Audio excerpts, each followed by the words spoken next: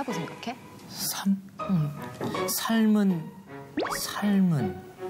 삶은 감자, 삶은 계란. 갑자기 먹고 싶다. 삶은 이 줄서기 같아. 어느 줄에 서냐에 따라서 인생이 달라지잖아. 아니 근데 가만히 생각해보면 어떤 줄에 섰는지가 중요한 게 아니라 그 줄에서 끝까지 기다리고 인내하는 게 더 중요한 것 같아. 오, 맞다. 야, 마트 가면 내 줄이 좀 느린 것 같은데 결국에는 계산을 하거든. 맞아. 우리도 하나님 앞에 줄을 섰으니까 어떤 순간에도 끝까지 인내하면서 기다리다 보면 결국 하나님 앞에 서는 순서가 분명히 오게 될 거야. 이야. 목사님. 줄 잘 쓴 두 사람. 반갑습니다. 네. 반갑습니다. 아유, 어떻게 두 사람은 하나님 앞에 줄 잘 쓴 것 같네, 보니까. 네. 잘 썼죠. 여기 와서 이렇게, 그죠? 예. 줄 잘 선 사람들끼리 잘해봅시다. 네, 파이팅! 자, 우리 어릴 적에 옛날 이야기 많이 듣고 자랐잖아요. 강준 씨나 성현 씨 옛날에 어릴 적에 들었던 옛 이야기 가운데 기억나는 거 지금 뭐 있다면 어떤 게 있을까요? 옛날 이야기. 네. 이야기 참 많이 들었었는데 저는 네. 도깨비 이야기 많이 들었던 것 같아요. 잘 어울린다, 도깨비하고. 도깨비요? 너무 잘생겼죠. 요즘 도깨비 잘생긴 도깨비거든요. 그래. 성현 씨는요? 저는 왕자와 공주가 나오는 이야기 공주, 좋아합니다. 그렇지. 거기에서 특히 공주였어요? 왕자와 공주는 행복하게 살았습니다. 그 이야기. 그 부분을 제일 좋아해요. 그래요. 아니, 저는 이제 옛날 이야기 가운데 호랑이가 네. 엄마처럼 이렇게 그 변장을 하고 와서 집에 남매를 잡아먹으려고 그 이야기? 떡 하나 주면 안 잡아먹지 뭐 네. 그런 얘기 있잖아요. 근데 그 이야기 속에 그 남매가 간절히 기도하는 장면이 있어요. 네. 하나님 저희 좀 살려주세요. 그러니까 하늘에서 동아줄이 내려오잖아요. 맞아요. 그래서 이제 남매가 그 동아줄 잡고 올라가는데 그걸 허탈하게 바라보던 호랑이가 하나님 저에게도 동아줄 하나 내려주시면 땡큐 뭐 그래가지고 기도했더니 자기한테도 동아줄이 하나 내려왔는데 그거 잡고 올라가다 도중에 줄이 끊어져가지고 죽었다는 거야. 그 이야기 썩은 동아줄. 썩은 동아줄. 그러니까 저는 지금도 이게 이렇게 어릴 적에 들은 얘기지만 평생을 살면서 잊혀지지 않는 게 살아보니까 둘 다 하늘로 올라가는 줄 알았지만 하나는 진짜고 하나는 가짜인데 이게 동아줄을 매달려 보니까 드러나는 거예요. 매달리기 전에는 어떤 게 진짜인지 가짜인지 몰랐는데 매달려 보니까 진짜 가짜가 드러났듯이 그럴 수 있겠네. 우리가 이제 살면서 중요한 건 사기당하지 않고 네. 속지 않고 이 가짜 동아줄 잡지 않고 사는 방법이 어떤 걸까? 이건 많은 분들이 고민하는데. 그거 오늘 알 수 있나요? 그렇죠. 아멘. 오늘 우리가 인바이블이 바로 그런 거 삶의 지혜를 얻는 시간 아니에요? 사무엘상 8장에 보면 그런 이야기가 나와요.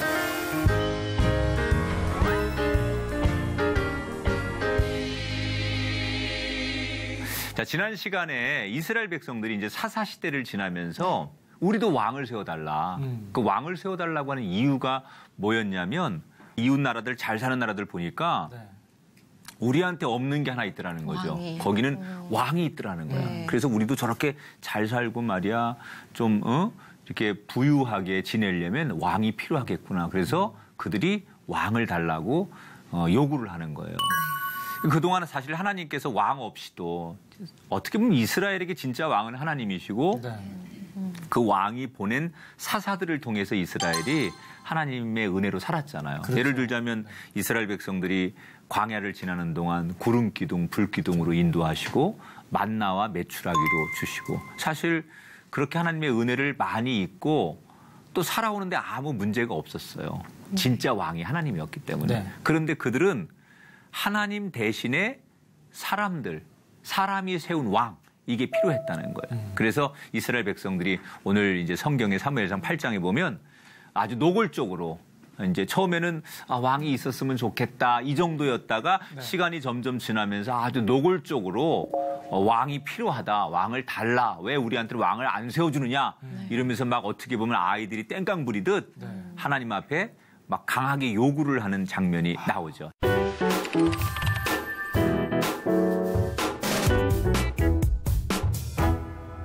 사무엘상 8장 20절을 한번 같이 읽어보겠습니다. 두 사람이 사이좋게 같이. 사이좋게.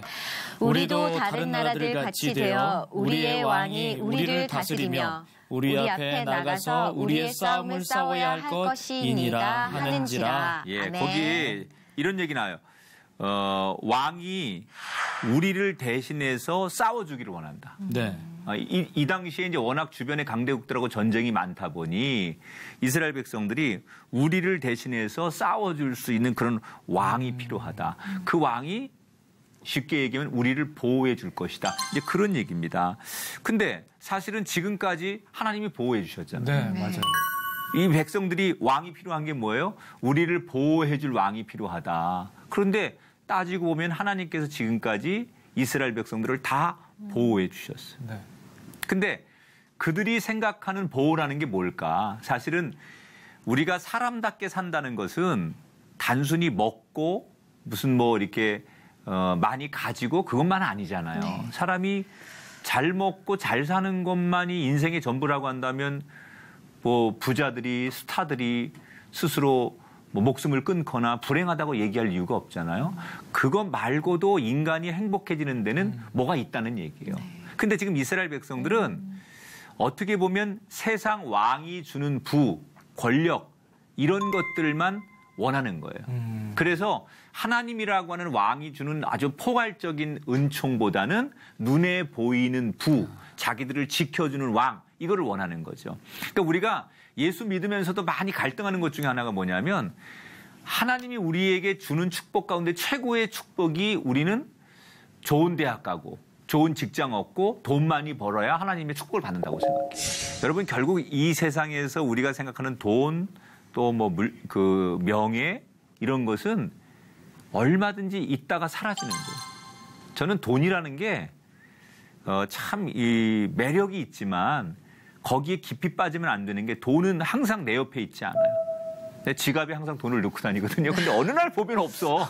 있는 것 같은 데도 없고. 저도 월급을 타잖아요. 네. 교회에서 월급을 타는데 통장에 월급이 딱 들어오면 야, 저 이만큼 들어와 있네. 근데 어느 날 보면 없어. 목사님도 그러세요? 그러면.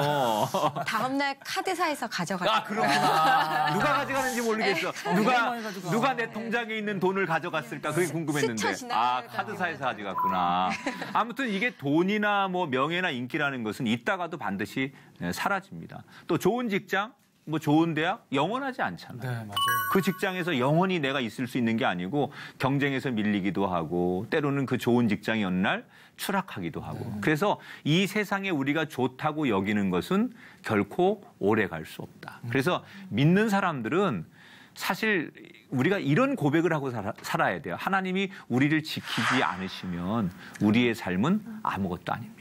한번 따라합시다. 하나님이 지키지 않으시면 하나님이 지키지 않으시면 우리의 것은 아무것도 아닙니다. 우리의 것은 아무것도 아닙니다. 하나님의 그 보호와 인도함이 없다면 우리가 지금 자랑하고 누리는 것 그것은 결코 아무것도 아니에요. 그러니까 세상에서 말하는 안전한 거, 세상에서 말하는 이거 최고다라고 말하는 거 그거 속으면 안 돼요. 여러분 저는 그 가끔 네. 카드 회사 그 카드 회사가 신용카드 아닙니까? 신용카드라는 게 뭐예요?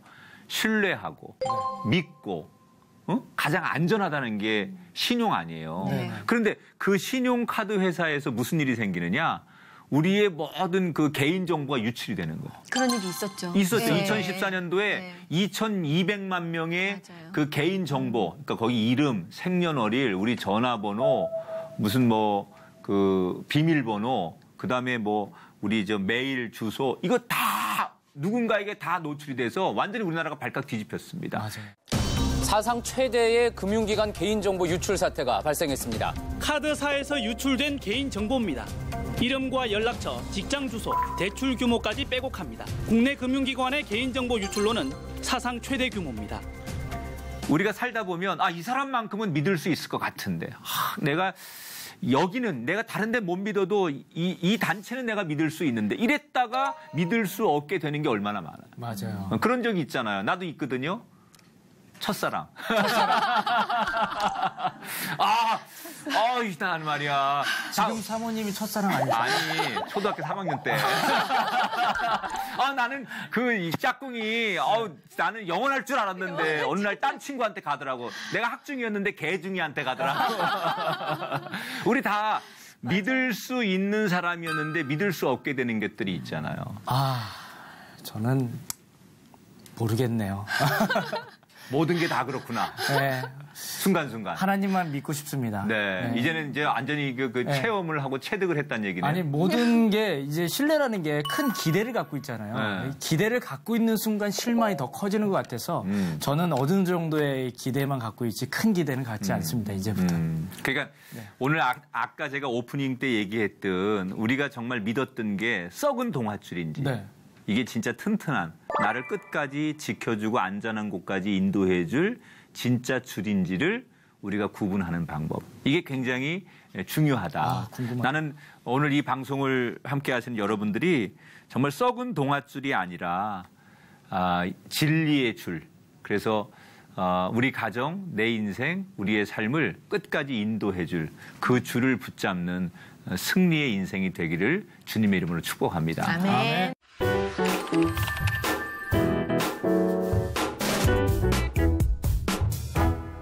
하나님의 줄을 우리가 잡아야 된다면 어떻게 하는 게 맞는 걸까? 오늘 왕의 제도 이야기, 그러니까 이스라엘 역사에 그동안 왕이 없었던 거예요. 근데 처음으로 이스라엘 역사에 왕이라는 제도가 생기는 얘기가 오늘 8장에 나오는 거거든요. 백성들이 사무엘에게 찾아가서 우리 왕 세우자. 응? 우리도 블레셋처럼 이웃 나라들처럼 왕이 필요하다. 그래야 우리를 보호해 줄 거고 우리가 잘 살 수 있을 것 같고 우리가 말이야 뭔가 어려운 일이 있어도 우리를 지켜줄 거 아니냐. 그리고 왕을 끊임없이 요구해요. 그러니까 사무엘이 너희들이 지금 원하는 그것은 마치 썩은 동아줄을 붙잡는 것 같은 거다.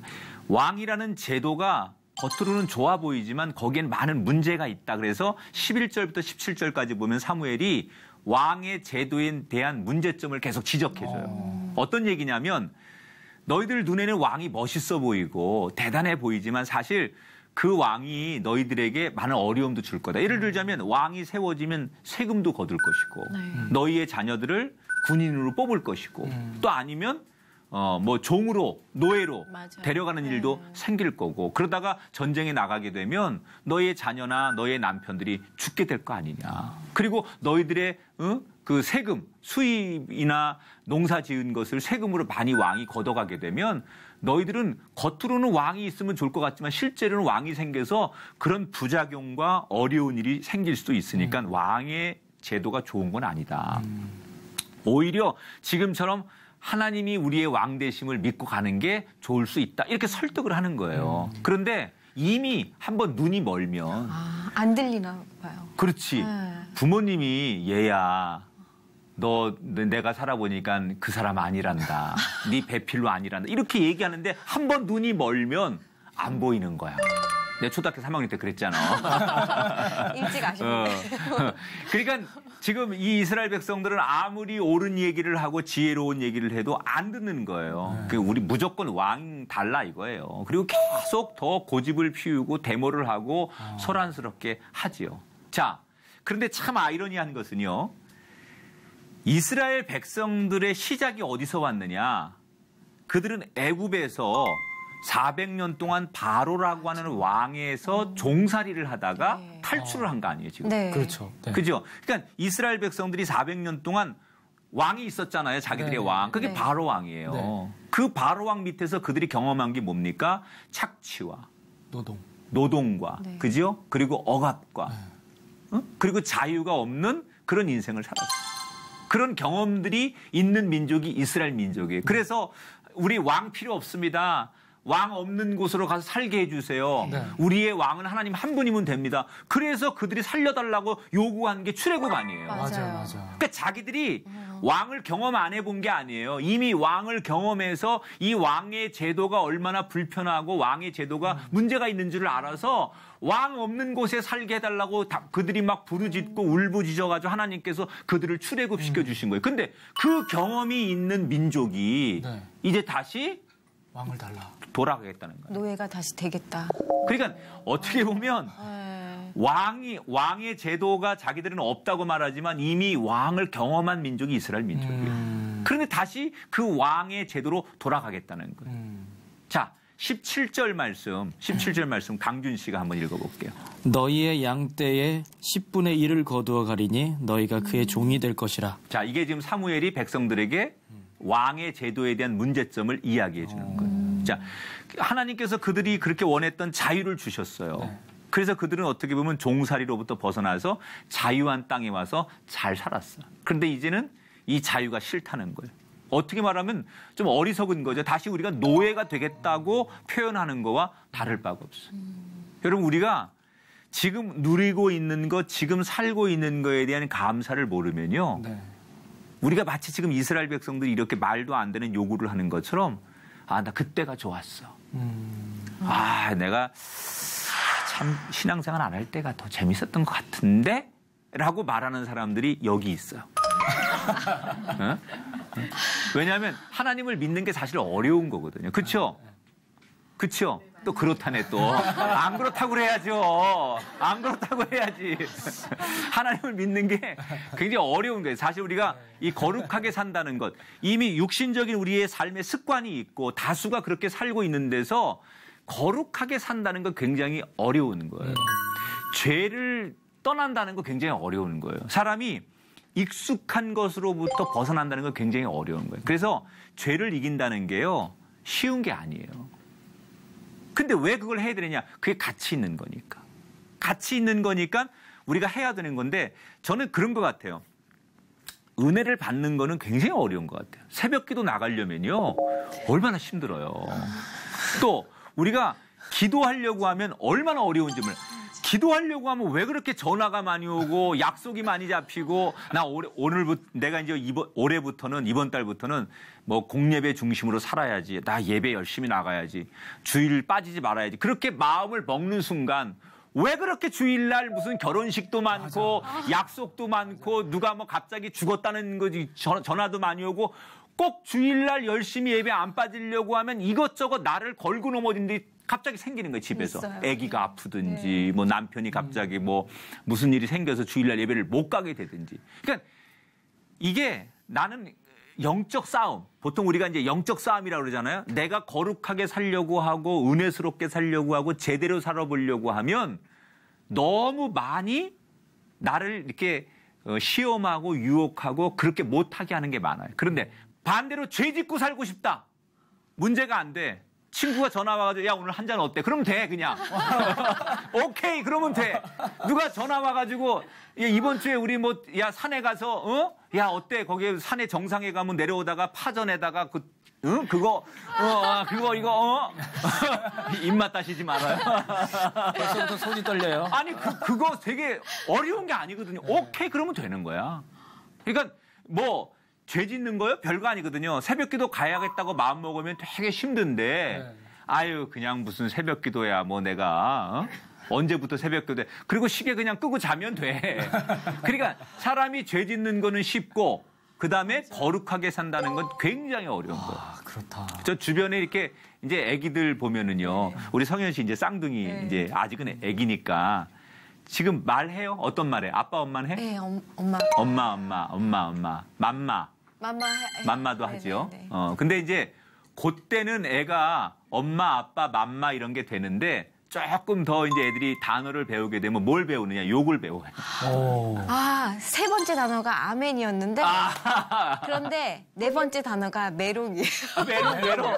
야, 그거는 수준 있는 욕. 이리 와 그러면 메롱하고 저쪽으로 가요. 반대편으로. 야, 근데 아이들 이렇게 보면은요, 여러 단어 중에 빨리 익히는 게 욕이에요. 유치원이나 이렇게 학교에 가면 아이들이 새로운 욕을 그렇게 많이 배웁니다. 맞아. 그러니까 그 엄마 아빠가 좋은 동화책, 성경책, 착한 말, 고운 말, 아름다운 말 그렇게 많이 가르쳐 주는데 욕 배우는 건 순식간에 배워. 맞아. 다른 거는 그렇게 가르쳐도 애들이 기억을 못하고 잘 못 따라하다가 욕은 어디서 가르쳐 주지도 않았는데 어느 날 갑자기 와가지고 아빠한테 3번 이러고 2번 이러고 3번, 2번은 목사들이 쓰는 욕이야. 우리 운전하다가 목사님들이 욕 못하잖아. 그럼 우리끼리 정해놔. 1번부터 7번까지. 궁금하다. 그래서 누가 갑자기 확 끼어들어. 그럼 1번 그래. 되게 좋은 방법이네요, 목사님. 이거는 우리 목사님들의 시크릿인데 비밀인데 이거는. 근데 그 1번이 목사님 다 공통돼 있어요? 거의. 지금 이스라엘 백성들도 그런 거예요. 사실은 은혜를 잊어버리고 다시 노예가 되겠다고 왕을 요구하는 이게 어떻게 보면 너무 쉽게 지금 자기들의 은혜를 버리는 거예요. 자, 이런 모습을 계속 지켜보면서 답답했던 사무엘이 너희들 그게 아니다. 응? 하나님의 은혜, 하나님의 은총, 너희들이 지금 요구하는 그 왕이라는 제도는 썩은 동아줄 잡는 거다. 아무리 설명을 해도 이미 마음이 완악해진 이스라엘 백성들은 사무엘의 이야기를 듣지 않는 거예요. 그 답답한 사무엘의 심정이 오늘 우리를 보고 있는 하나님의 심정이다. 저는 그렇게 생각해요. 그 사무엘이 그게 아니야. 너희들 이게 행복한 건데 잘 몰라서 그래. 그러면서 답답해하고 설득했던 그 사무엘의 간절한 심정이 지금 우리를 지켜보는 하나님의 심정이지 않을까. 우리가 하나님의 은혜를 꼭 기억해야 돼요. 하나님의 은혜를 기억할 때 그게 뭐냐. 하나님의 동아줄을 잡고 있다. 아멘. 올해가 종교교회가 500주년이잖아요. 마틴 루터가 그 비텐베르크 대학교에서 95개조 반박문을 붙이잖아요. 그러니까 우리가 개신교라는 건 어떻게 보면 카톨릭을 개혁하자. 그게 개신교예요. 그래서 프로테스탄트라는 게 우리 개신교가 카톨릭을 개혁한 거잖아요. 근데 요즘 사실 우리 한국 교회를 보면 한국 교회가 또 개혁의 대상이 다시 되고 있어서 그런 의미에서 이 종교교회가 500주년에 우리 자신이 뭘 바꿀까, 뭘 개혁할까 이런 걸 다시 한번 생각해보는 그런 좀 올해 한 해가 됐으면 좋겠다 이런 생각을 하는데 그 당시에 기득권 루터가 이 종교가 이러면 안 된다. 우리가 이건 종교가 아니다. 이거는 우리가 예배당이 아니다. 이렇게 해서 이제 막 변화를 주자고 95개의 반박문을 붙였잖아요. 이거 안 된다. 성경으로 돌아가자. 그러면서 반박문을 붙였을 때 많은 그 당시의 사제들이나 기득권이 루터의 입을 막고 죽이려고 합니다. 루터가 사람이니까 안 두려웠겠어요. 자기 혼자 그 하나님의 공의를 향해 외칠 때 얼마나 그 죽음이 두렵고 자기를 협박하는 세상의 소리가 두려웠겠습니까? 그때 루터가 그 두려운 것을 이길 수 있었던 그 비결이 뭐냐? 하나님의 은혜를 기억했다는 거예요. 아멘. 그 두려울 때마다 루터가 정말 그 하나님의 은혜를 기억하면서 너무 무서우니까 내가 이러다가 진짜 저들에게 죽는 거 아닐까 이런 생각이 루터가 그때 그 두려움을 이기려고 자기가 만든 찬송이 있어요. 루터가 너무나 그 자기가 하는 일에 대한 반대가 심하고 협박을 하니까 그 두려움을 이겨보려고 자기가 스스로 만들어서 부른 찬송이 있어요. 어떤 찬송이에요?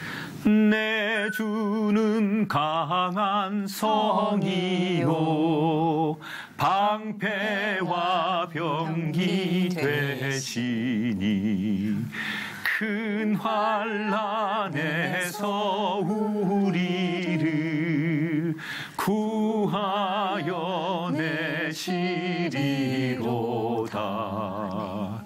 옛 원수 마귀는 이때도 힘을 써 모략과 권세로 무기를 삼은 천하에 누가 당하랴 천하에 누가 당하랴. 이게 루터가 만들어 부른 찬송이잖아요. 여러분 우리가 오늘 이 말씀을 보면서 썩은 동아줄 잡지 않으려면 하나님의 은혜를 기억해야 돼요. 아멘. 이미 우리는 하나님의 은혜를 많이 경험했잖아요. 아멘. 지금까지 살아온 것 주의 크신 은혜라. 그 은혜를 한순간 잊어버리면 그죠? 그 은혜를 잊는 순간 우리는 내가 수십 년 동안 받은 은혜를 잊어버리고 한순간 썩은 동아줄을 잡고 그게 부러워서 그 줄을 잡고 이게 마치 나를 살려줄 것인 것처럼 착각하는 게 인간일 수 있다는 거예요. 그래서 오늘도 우리가 그 썩은 동아줄 잡지 않으려면 뭘 해야 될까? 내가 그동안 경험했던 하나님의 은혜 그 은혜를 다시 한번 기억하고 그랬지. 그때 그 하나님의 은혜가 있었지. 내가 이렇게 죽을 고비에서 나를 살려주시고 우리의 삶의 자리에 하나님께서 그때도 함께 하셨지. 이 은혜를 기억하며 하나님을 신뢰하는 그런 하루가 된다면 썩은 동아줄이 아닌 진리의 줄을 붙들고 사는 오늘 하루가 될 줄 믿습니다. 자, 오늘 얘기 마치면서 그럼 나는 조금 아까 루터의 찬송 불렀잖아요. 네. 강준 씨하고 성현 씨도 하나님의 은혜가 기억나는 찬송이 있을 것 같아. 각자.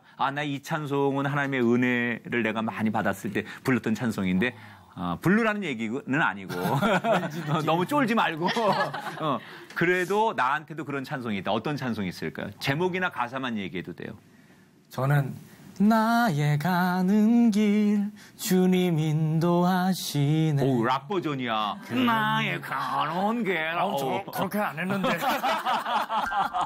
거기에 네, 그 찬송. 나의 가는 길. 나의 가는 길. 너무 좋은 찬양이 너무 많이 와닿습니다. 그래, 그 찬송이 이제 하나님의 은혜를 기억나게 하는 찬송일 거고. 성현 씨는? 저는 주품의 품으소서라는 주품의 품으소서. 거기에 그 가사 중에 불러달래요. 거친 파도 날 향해 와도 주와 함께 날아오르리. 예, 오늘 말씀이랑 약간 너무 비음이 섞여가지고.